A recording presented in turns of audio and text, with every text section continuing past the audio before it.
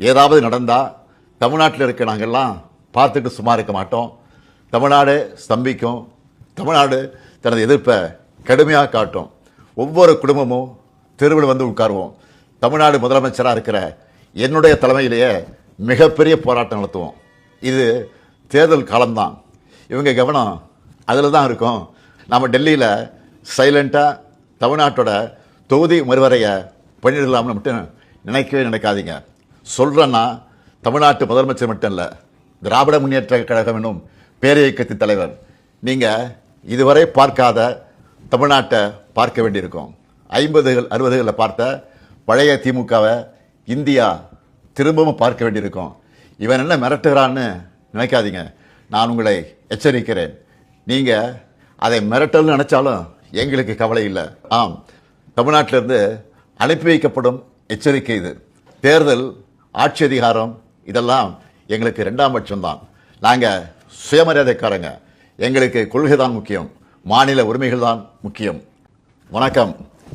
தமிழ்நாட்டின் வாசல் வர வந்துட்ட பேராபத்தை பற்றி சொல்லவும், ஒன்றிய பாஜக அரசுக்கு எச்சரிக்கை விடுக்கவும் தான் இந்த வீடியோ. தேர்தல் பிரச்சாரத்துக்காக நிற்காம ஓடிக்கிட்டே இருந்தாலும் இந்த கடமையை தவிர்க்க முடியாது. நாளை மறுநாள் ஏப்ரல் 16 நாடாளுமன்ற சிறப்பு கூட்டத்தொடர் கூடுதுன்னு சொல்கிறத விட தமிழ்நாடு மேற்கு வங்க தேர்தலுக்கு நடுவில் வலுக்கட்டாயமாக கூட்டப்படுதுன்னு தான் சொல்லணும். டீலிமிட்டேஷன்கிற தொகுதி மறுவரைகிற தொடர்பாக அரசியல் சட்ட திருத்தத்தை இந்த தொடரில் புல்டோஸ் பண்ண போகிறாங்க. முதல்ல இருந்தே இது பற்றி நம்ம தொடர்ந்து எச்சரித்தோம். மக்களுக்கு விழிப்புணர்வை ஏற்படுத்தணும். தமிழ்நாடு மட்டும் இல்லாமல் இந்தியா முழுக்க இருந்து இதனால் பாதிப்படைய உள்ள மாநில முதலமைச்சர்களையும் முக்கிய கட்சி தலைவர்களையும் சென்னைக்கு அழைச்சி கூட்டு நடவடிக்கை குழு கூட்டம் நடத்தணும். மக்கள் தொகையை கட்டுப்படுத்துங்க, அளவாக குழந்தைகளை பெற்றுக்கோங்க, குடும்ப கட்டுப்பாட்டை கடைபிடிங்கன்னு ஒன்றிய அரசு சொன்னதையெல்லாம் நாங்கள் கேட்டோம். சொன்னதை ஒழுங்காக செஞ்சதுக்காகவே எங்களுக்கு தண்டனை தருவீங்களா?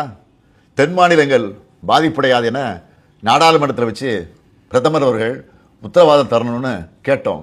பதில் இல்லை. இதுக்காக பல்வேறு கட்சி எம்பிக்கள் பிரதமரை நேரில் சந்தித்து முறையிட நேரம் கேட்டோம்.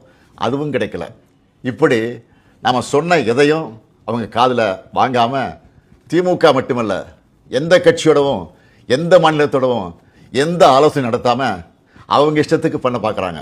நேற்று மரியாதைக்குரிய அம்மையார் சோனியா காந்தி அவர்களும் நாம் கேட்குற அதே கேள்விகளை கேட்டிருக்கிறாங்க. பிரதான எதிர்க்கட்சியான காங்கிரஸ் உள்ளிட்ட யாருக்குமே பதில் இல்லை. இப்படி அவசரமாக டீலிமிட்டேஷன் பண்ண நினைக்கிறது பாஜக அரசோட அப்பட்டமான ஜனநாயக விரோத செயல். இன்னும் சொன்னால் மாநில உரிமைகளை படுகொலை பண்ணியிருக்காங்க. இந்த டீலிமிட்டேஷனை எப்படி பண்ண போகிறாங்கன்னு தெரியல.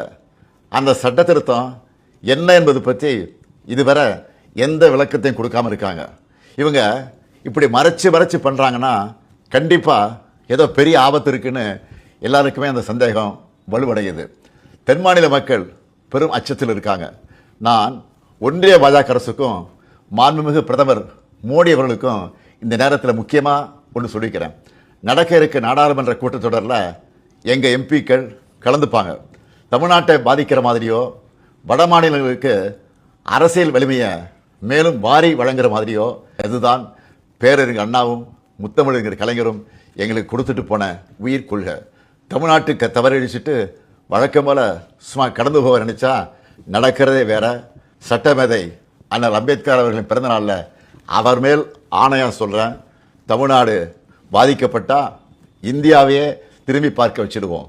மாண்புமிகு பிரதமர் மோடி அவர்களே, மீண்டும் சொல்கிறேன், இது தமிழ்நாட்டிலிருந்து உங்களை நோக்கி விடுக்கப்படக்கூடிய இறுதி எச்சரிக்கை. Tamil Nadu will fight, Tamil Nadu will win. Tamil Nadu போராடும், தமிழ்நாடு வெல்லும்.